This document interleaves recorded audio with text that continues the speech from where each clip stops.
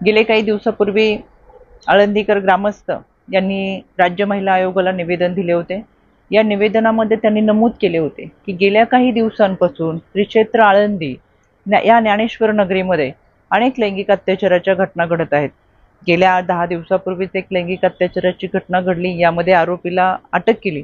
हा आरोपी स्वतःला हबप बुवा म्हणून त्या ठिकाणी एक संस्था सुरू केली आणि त्याच संस्थेतल्या एका विद्यार्थ्यावर लैंगिक अत्याचार केला। अशा अनेक घटना दिवसेंदिवस घडतात आहेत। यामध्ये खरी पार्श्वभूमी म्हणजे धर्मादाय आयुक्त आणि महिला व बाल विकास विभाग यांच्याकडून कोणतीही परवानगी न घेता बाहेरगावून आलेल्या लोकांनी या ठिकाणी अनेक संस्था सुरू केलीत आणि या संस्थेमध्ये शिकणारे मुलं आणि मुली यांच्यावरती लैंगिक अत्याचाराच्या घटना मोठ्या प्रमाणात घडतात। म्हणून मी आज स्वतः श्री क्षेत्र आळंदी येथे पाहणी केली, अनेक संस्थांची पाहणी केली आणि म्हणून संबंधित पोलीस अधिकारी असतील, तहसीलदार प्रांत यांच्या समवेत बैठक घेऊन जिल्हा महिला बाल विकास विभाग असेल यांच्याबरोबरच्या या बैठकीमध्ये सूचना दिलेल्या आहेत की 2 दिवसामध्ये या संस्था ज्यांनी कोणतीही परवानगी घेतलेली नाही, कोणतीही नियमावली पाळलेली नाहीये, पण या संस्थेमध्ये मुला-मुलींना ठेवलेत, त्यांच्यासाठी कोणत्याही सुविधा नाहीयेत।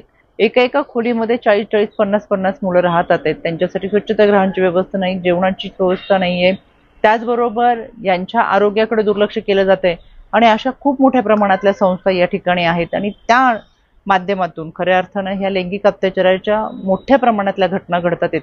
यांच्यावरती कारवाई करावी आणि यासाठी एक नियमावली बनवावी अशाही सूचना या माध्यमातून देण्यात आलेल्या आहेत। त्याच्यामुळे खऱ्या अर्थानं महाराष्ट्राचा एक विश्वास असलेला हा वारकरी संप्रदाय हा आपल्या समाजाचा पाया आहे। पण अशा या संप्रदायामध्ये खऱ्या अर्थानं अशा ज्या घटना घडतात त्या अत्यंत दुर्दैवी आहे।